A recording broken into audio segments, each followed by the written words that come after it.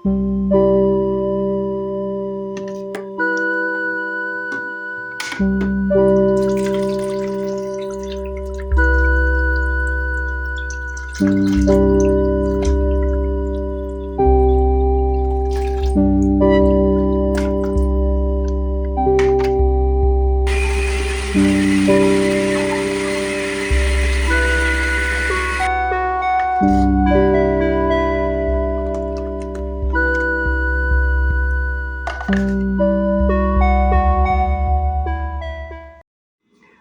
everybody, welcome back to my channel. I know I'm not ready for anything today. I'm barely washed and I'm not dressed. I need to do a few things around the house before I actually get going and doing anything.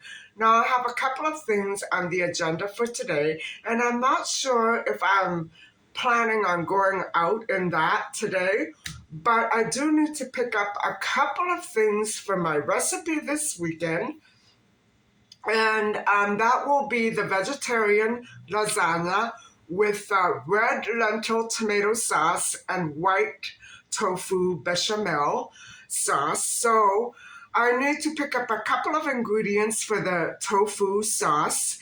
And, I thought I would get that out of the way by picking the ingredients up tonight. I'm not following an entire recipe, just the bechamel part. And so what I thought I would do is go and pick up those ingredients, but I may leave it for tomorrow. In the meantime, I can do my housework and get started on the red lentil tomato sauce, which is also going on some of the layers of my vegetarian lasagna. So, normal, dull housework day for me. Also, I wanted to remind you that tonight I will be continuing with the MaddieMcCann case review, focused on a small part of the timeline, the day of her disappearance, and we're going backwards, guys. So we're going backwards from 10 p.m. And what I didn't realize was that review that richarddhall is giving in this documentary didn't really focus on what Kate said about her check. I could include that. I'm not sure how this is going to go. So we did include Jerry and Oldfield's description of their checks. And so we're going backwards into the day that Maddie was allegedly abducted. And so I'm going to be continuing with that. And of course, I'm going to show you my red lentil tomato sauce. And so maybe even a few clips of me doing dull and mediocre housework. I don't know. So anyway, it's still not a good day to wash the windows. So I'm putting that off. Anyway, I will talk to you a little bit later. Oh, guys, nothing happened. My channel just hit past 1K subscribers, and I don't know what's going on, because definitely I'm not doing anything different. In fact, I've been slacking off. I do have to ask one particular person what is going on.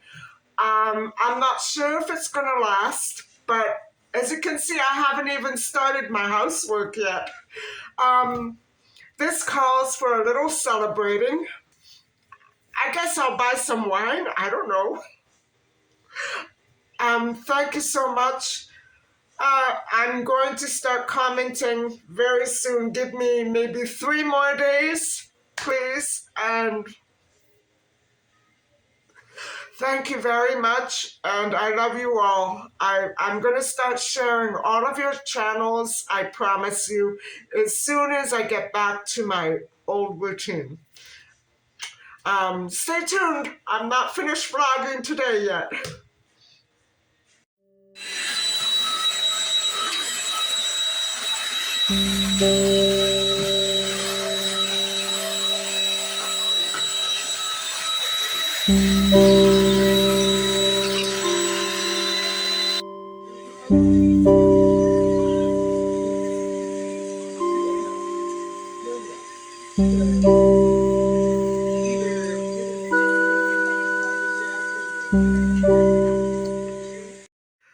Wow, I didn't finish my housework. I still have a couple of rooms to do, but I'm letting it go for now because I'm starting to get so achy, and I really want to get started on my red tomato sauce tonight. So off to the store I am, and I don't know. I just I don't want to go out in this weather, but I might as well. You know what I'm saying? It'll make tomorrow go a little easier. So let's get this show on the road.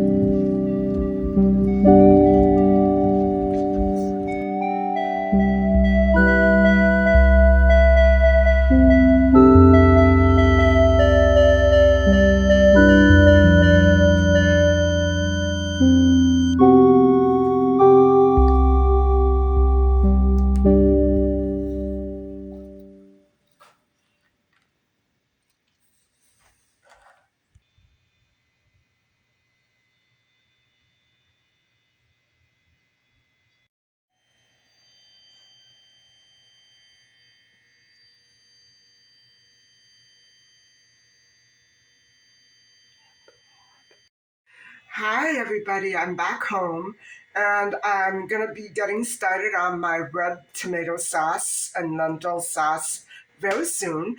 First, I'll let you see some of my impulsive purchases. Let me flip the view and show you what I got.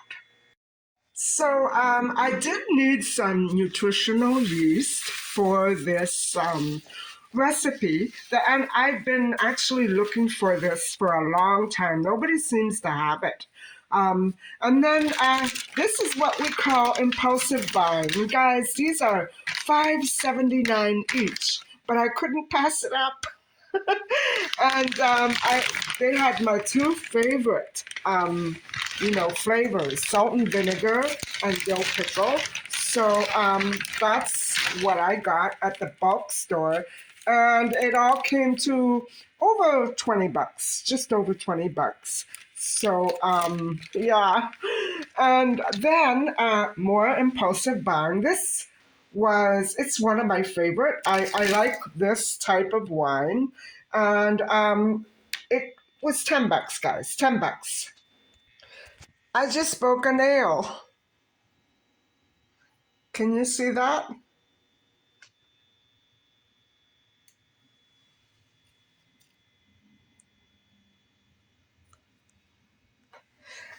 And so after the bookstore, I did head over.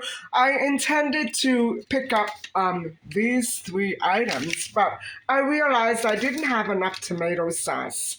So I had to pick up some more tomatoes, and I always grab these when I see them. In fact, I think I'll go back tomorrow and get another couple of bunches. I love these. And there's my basil. I picked up 2 packages. They were $1.99 each. And then last night I realized I was running low on bread, and so I picked up another loaf. And I only have the soft tofu, and so I don't think the recipe will turn out properly with soft. So I bought firm. And then the recipe does call for this particular type of mushroom and any organic milk. It could be oat milk, whatever. And so it is a vegan sauce, by the way. No fat, no dairy. Well, probably it's going to be a little fat. I do have some fat in the refrigerator, but I'm going to try not to use it. And so that's it, guys. This entire haul came to, let me see, 20 to 20 $26.12. So there you have it.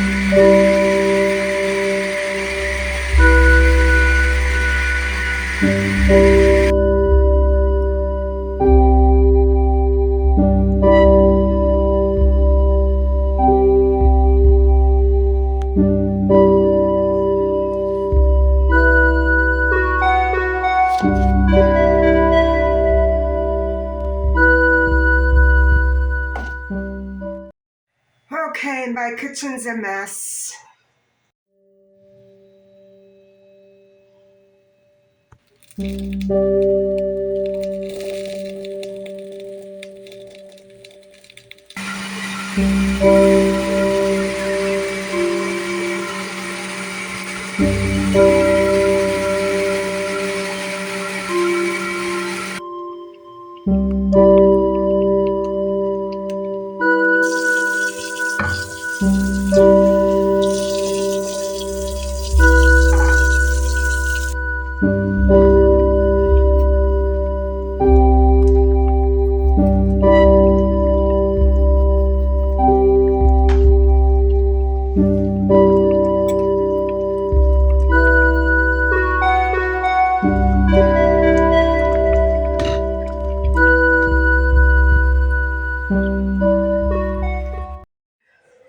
So the sauce is done, and I'm not gonna lie.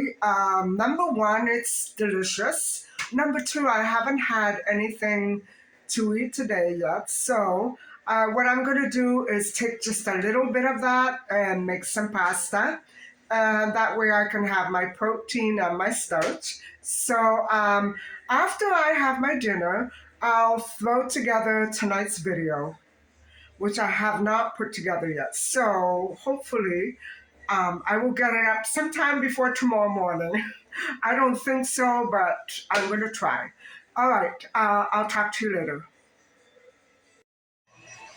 Hi guys, so my sauce is done and the pasta was delicious.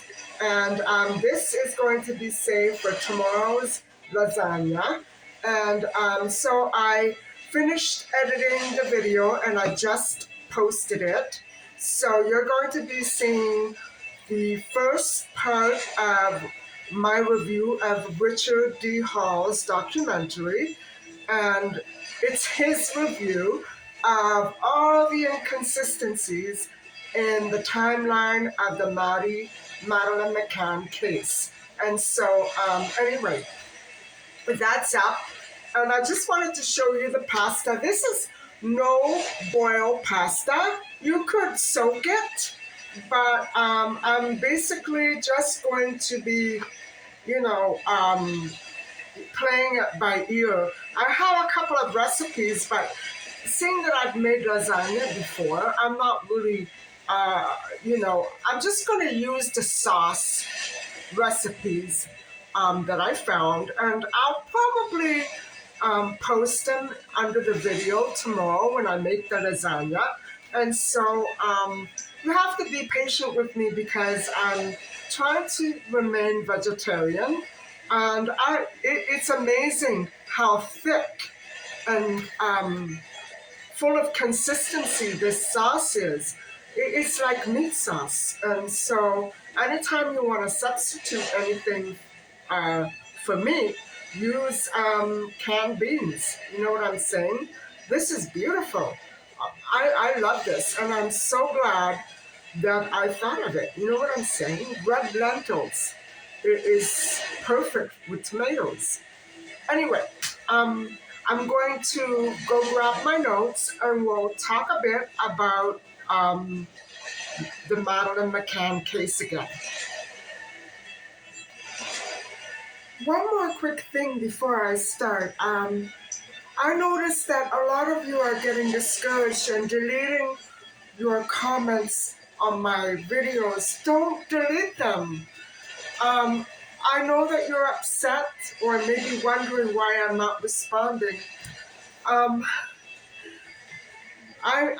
just want to keep this up for another 3 days. I promise you, I've been watching all of your videos. Don't get discouraged.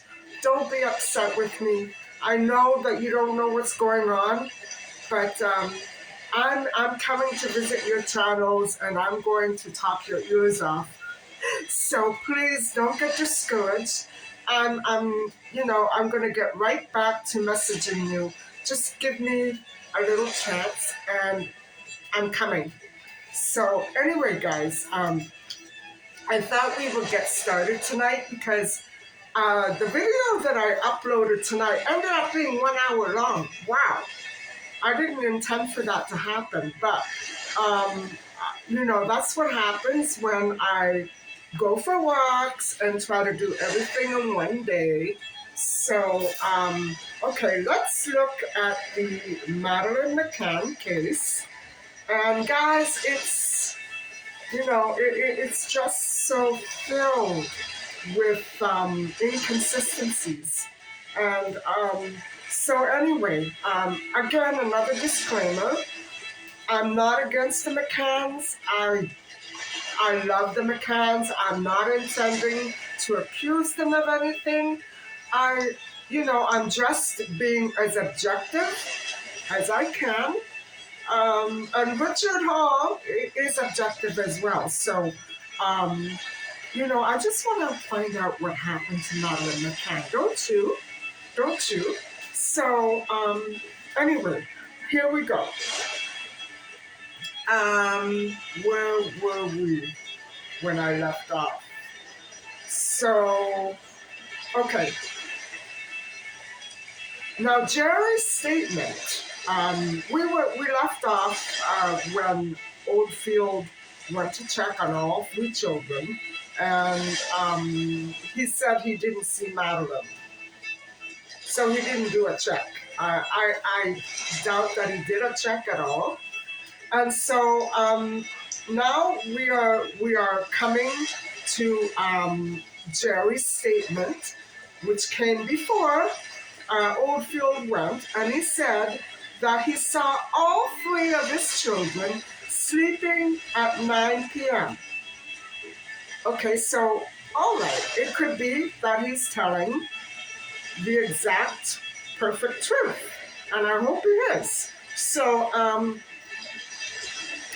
however, guys, and we're going to see the same situation that happened with Amanda Knox and her boyfriend Raffaello when they were trying to give each other alibis and they couldn't because they were both sleeping. And so nobody could corroborate or provide each other's alibi.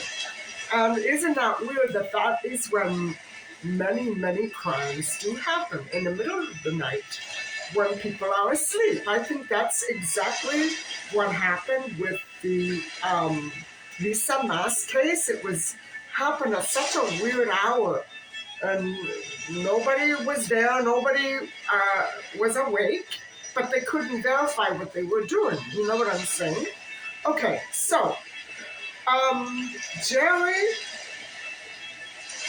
his statement cannot be backed up because he was there alone. He didn't have a witness to say, yes, I can validate that. It's a worthless observation. And so, even though that is what he said, the police took a statement, yes, he was in not cross-examination, he was interrogated by the police for many, many hours. And so it came to be that it was a worthless observation because nobody else was there. So not only that is because we can't verify that Madeleine was alive that day. So it's doubly worthless. You know what I'm saying? So let's go back a little bit further. Between 7:30 and 8:30 p.m. on May the 3rd, the McCanns claimed to have been with their 2 children, feeding them, bathing them, telling them bedtime stories. However, this hour, right before they went out to dinner, has been recounted and recounted over and over with several more divergences and variations from original accounts. It keeps changing. It keeps metamorphing into something else. And so here's an example. It's a very simple question. Who read the stories to the children, Jerry or Kate? Now, how hard can that be? And who wouldn't be able to remember the last evening of their daughter's life? With them, I should say. It can only be 2 questions, 2 answers. Kate or Jerry, right? So, no, not in this case, guys. Oh, Kate told the stories. Oh no, Jerry told the stories. Oh no, but we both told the stories.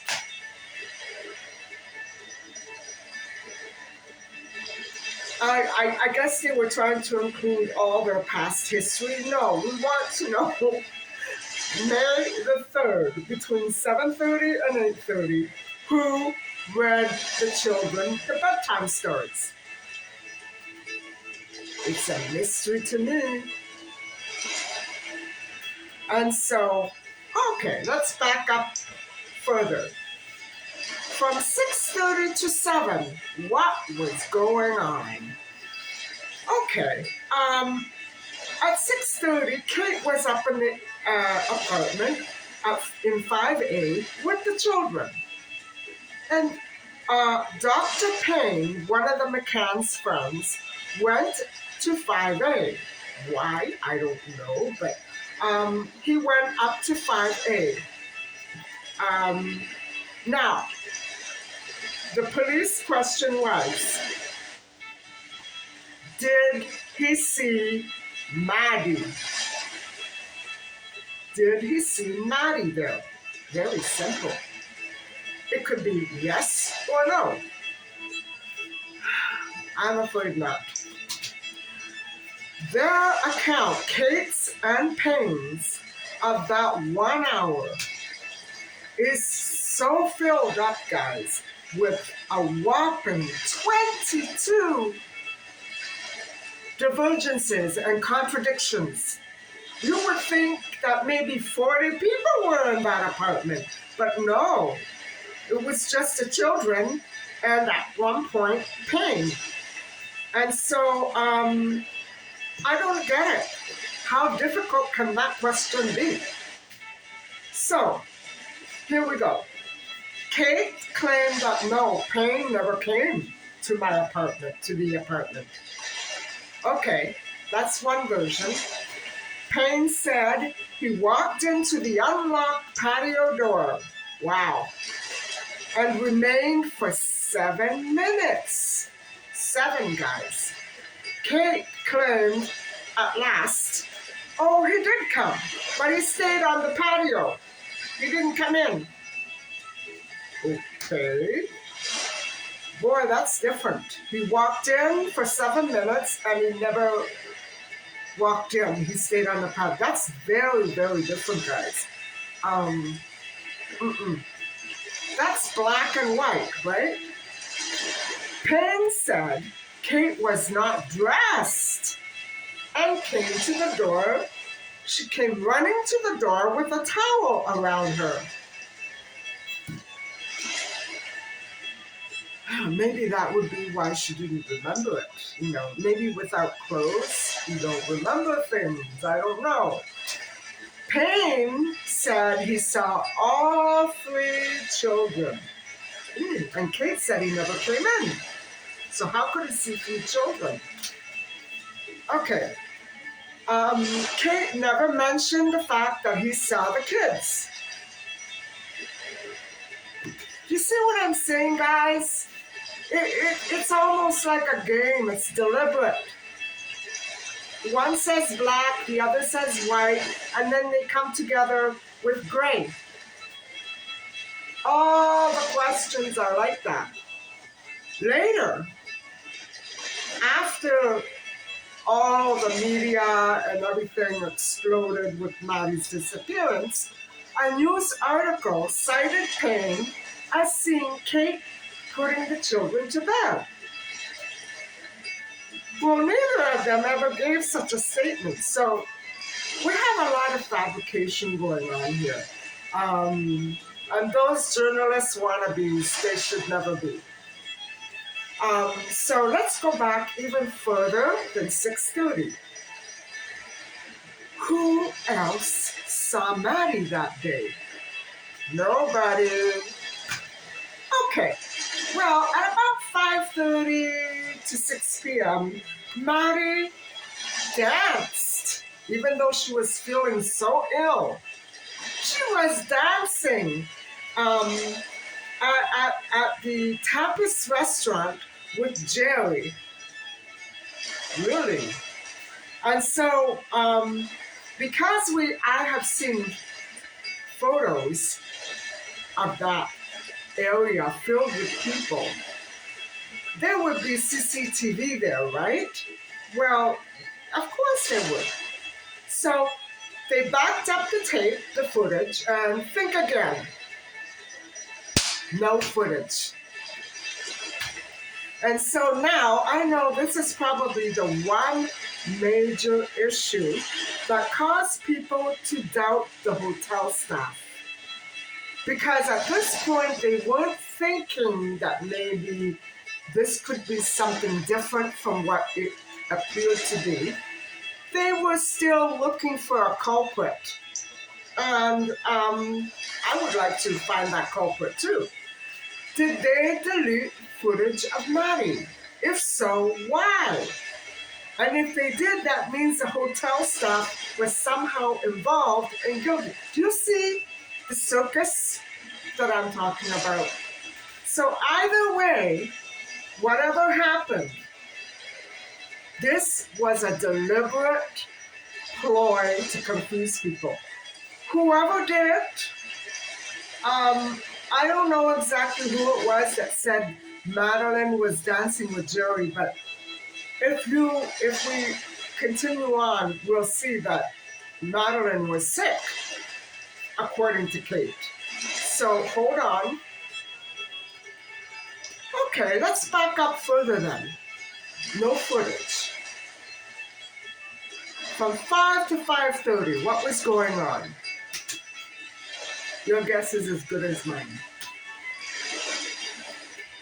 And guys, this is where the story gets really, really ridiculous.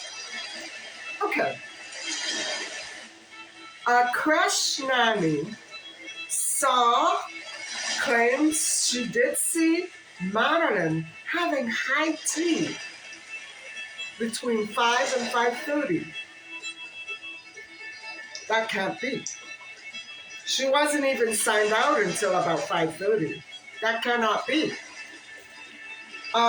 So this led Amaral to make the assumption, erroneously, that Madeleine indeed was still alive at 5:30. See, he was fooled, he was tricked. And so the last time Maddie was supposedly seen was at the crash when picked up around 5:30.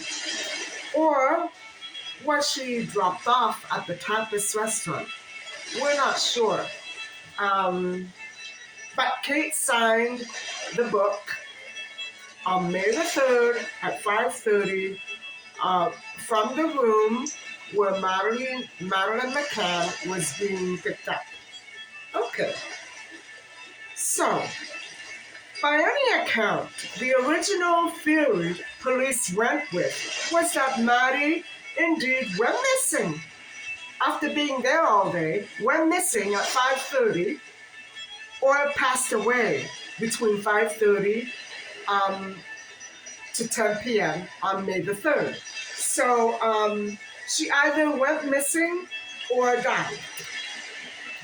They weren't sure then, and they still aren't sure. Nobody is. However,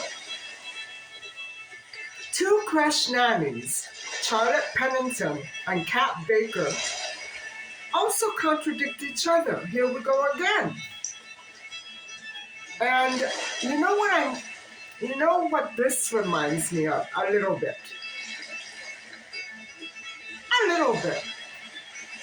Fia and Julia. It's the same nonsense. It's the same he said, she said, she said, she. It has the same feel to it, guys. And I'm not saying anything about the McCanns or Julia or Thea. I don't know. So I like to keep my lips zipped. But it's freaking ridiculous that all these grown people are talking in freaking circles when they can't even answer a straight question. And if they do, it's filled with enormous scads of detail as though it had just happened moments before. Well, how do you remember all that? I can't remember what I did 20 years ago on May the 3rd. Why do you remember? You know what I'm saying, guys? It keeps changing. Okay, so they contradict each other when giving testimony about Madeleine. Kat Baker was Maddie's crush nanny all week. Really? Okay, all week.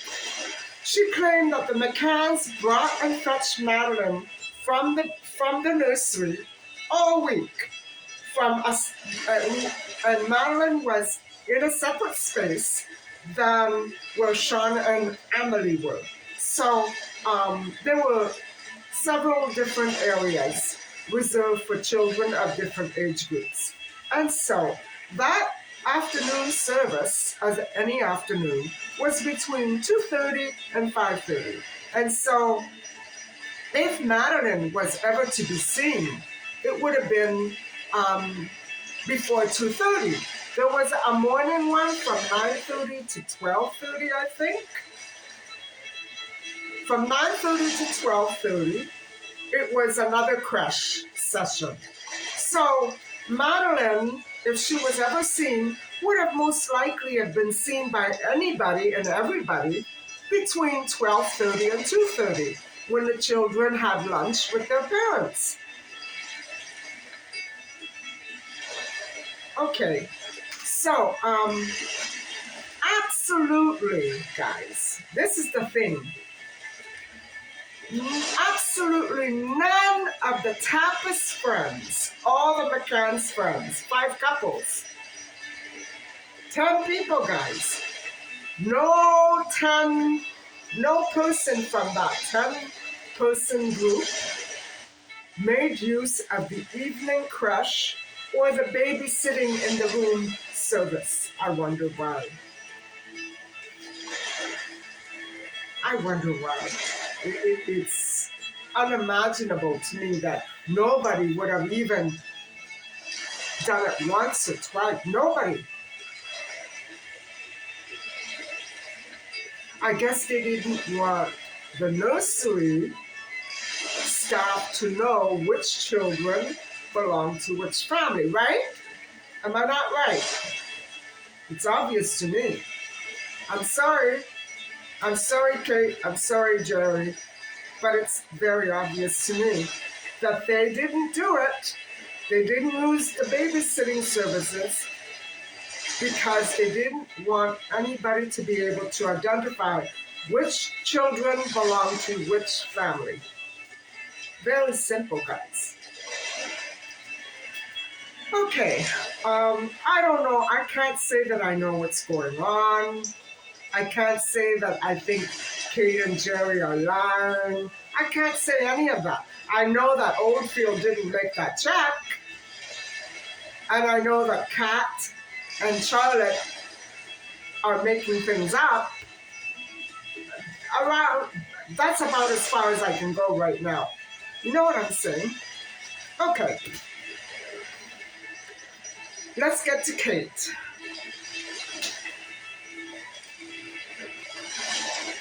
Kate claims that she went for a run all afternoon. Must have been around 2:30, right? After she dropped off Madeleine. And she returned at 5:30, intending to collect Madeleine, but discovered that Jerry, Maddie, and Sean and Emily, the twins, were already in the tapas restaurant having high tea. Isn't that lovely? It's also not true. And guys, I remember that I read this piece in Kate's book. She deliberately, I don't know if it was a mistake. You know what I'm saying? She contradicts the nursery school log. Hold on and I'll explain. So Kate is talking about, this is from her book. Kate is talking about why she wanted to know why Russell O'Brien, signed Ella out. And remember, Ella would be sick that night. She was puking around 9:30. Remember that? Because Maddie, I don't know if Ella was the younger or the older girl. I'm sorry, maybe I have it wrong. I think I'm like everybody else. I don't know whose kid is whose. Maddie wanted to play with Ella. Obviously, they were in the same room, so Ella was the same age. Now, I'm beginning to think that I realize why everybody thought that they might have seen Madeleine. But then when it came right down to picking a time and a place, they couldn't do it because they'd never seen Maddie. Okay, so Kate wondered why he signed her out. Well, maybe the kid was sick. But anyhow, the O'Briens went down to the beach to dine at the Paraíso bar that was apart from the tapas restaurant, down on the beach.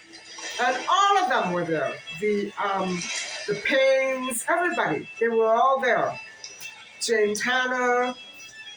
So, what I'm saying is, it's weird that they did that. It's weird. It makes me think that maybe the McCanns were involved in something else that day. I know Kate said she went for a run, but I'm not talking about a run.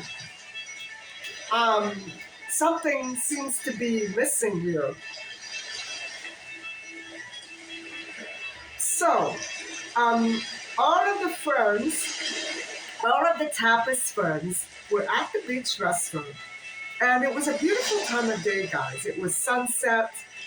And who wants to eat in a dingy, dark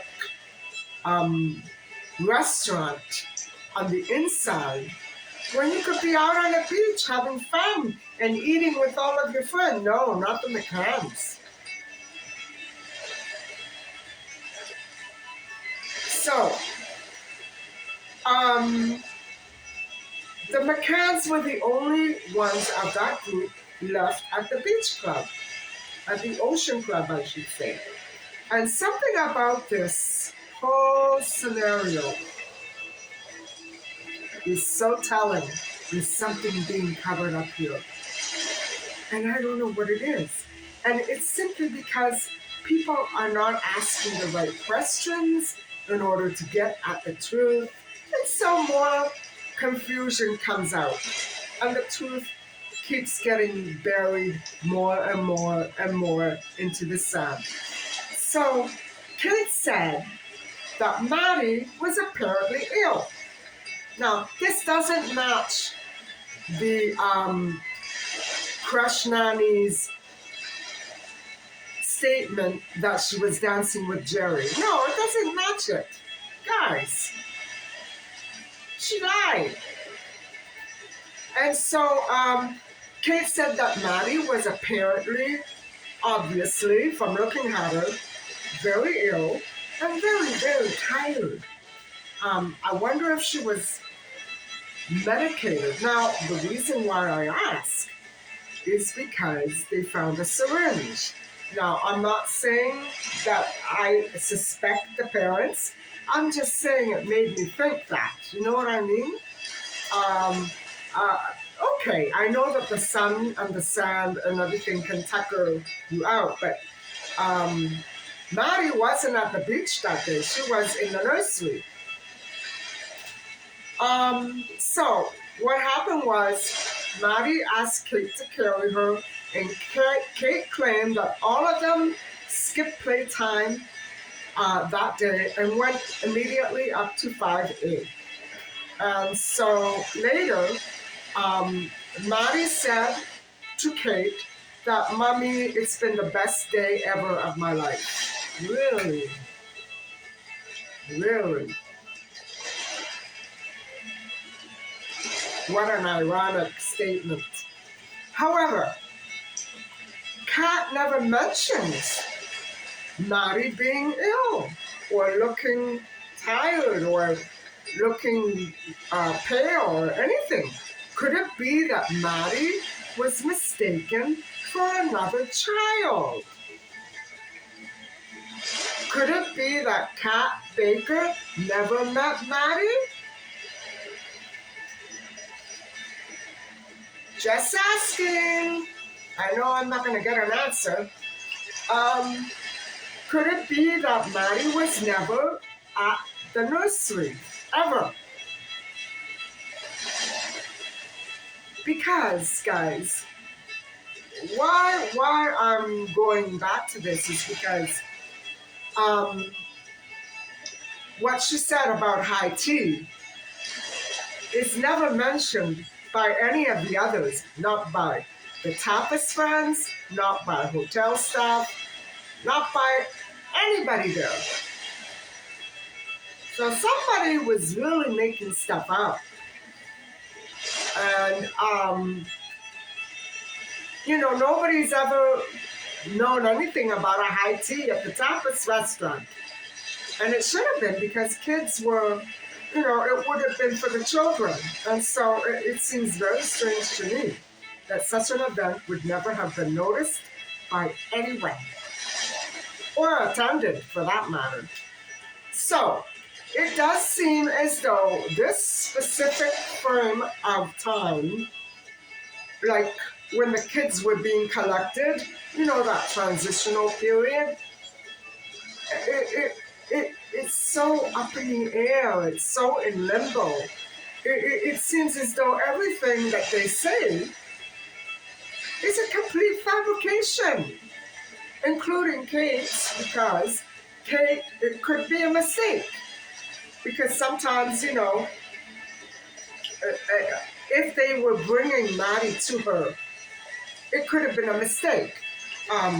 It could have been that they were bringing Maddie out just as Kate was arriving. And that doesn't get clear. I don't know, guys.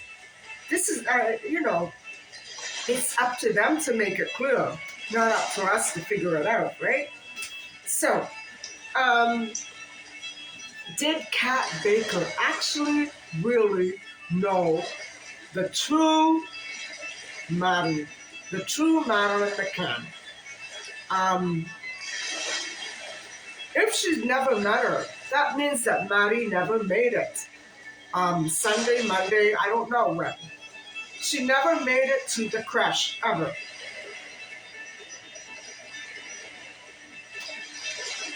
Or they would certainly have mentioned Maddie being tired and ill. You can tell when a little kid is not right, guys, can't you? They have that look.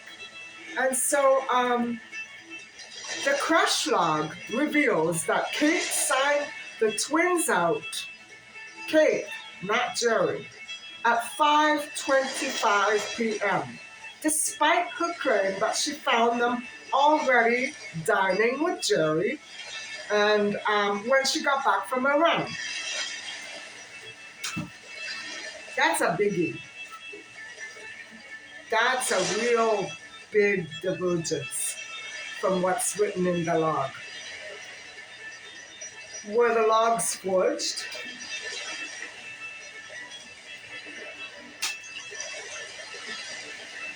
So the morning record of that day was not ever turned into the police, and it's allegedly missing. There you go, guys.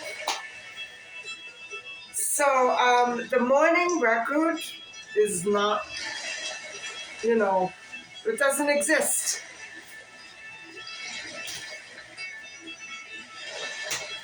I don't know. I don't get it. And so it is still not known if the records were forged. They might have just been an error, like I've been saying. But it did not reflect what the McCanns said or were trying to say. It isn't clear if the nannies brought the children to the tapas bar area before the parents signed them out at 5:30. Kat Baker can't recall who dropped Maddie off that day.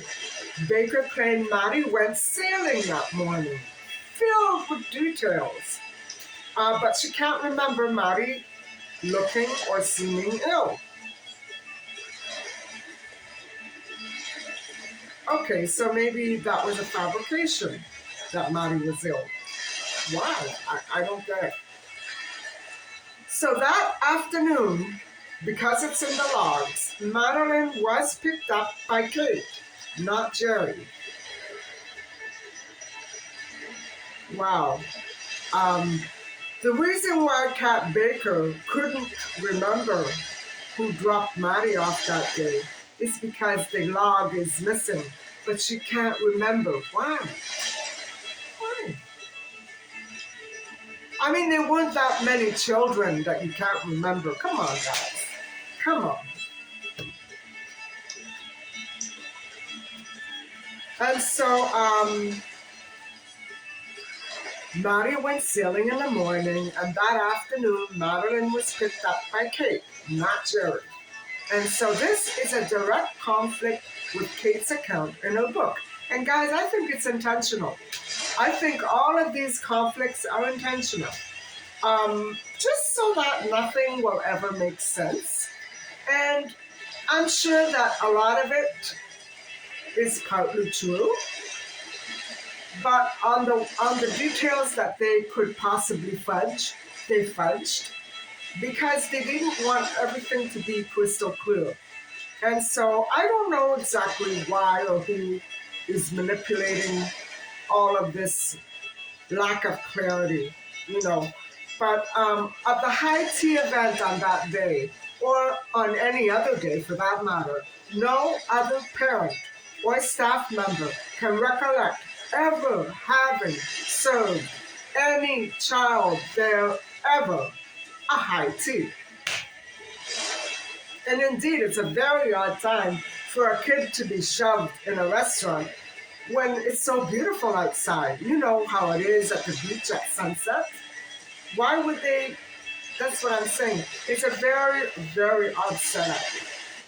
And so, yeah, Kat Baker does remark that Maddie attended high tea at 5:30. She must have had imaginary waiters. So at least one worker claimed to have seen Maddie at 4:40 p.m. Again, guys, it was another kid and not Maddie. It does not coincide or correlate with anything factual that we know about the schedule.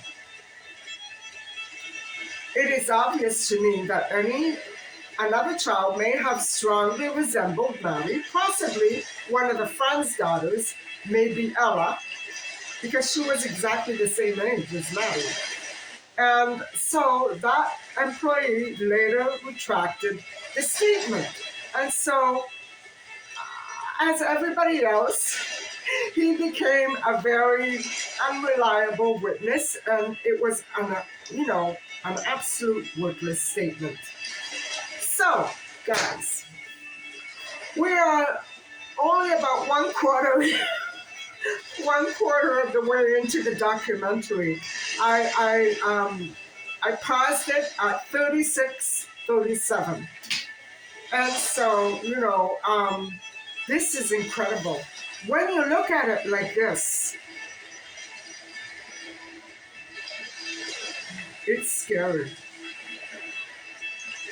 It is enough to give you nightmares, isn't it? Because you want to know what happened to her.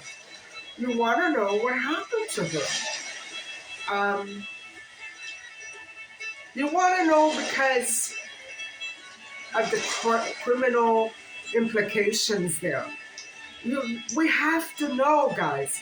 And the only thing that I can think of is that a child was involved, and it reminds me so much of the Cheryl Hansen case. But we'll talk about that another time. I'm going to sign off for now because this is going to be another long video. I'm sorry. And I have lasagna to make tomorrow, so I need to get my rest.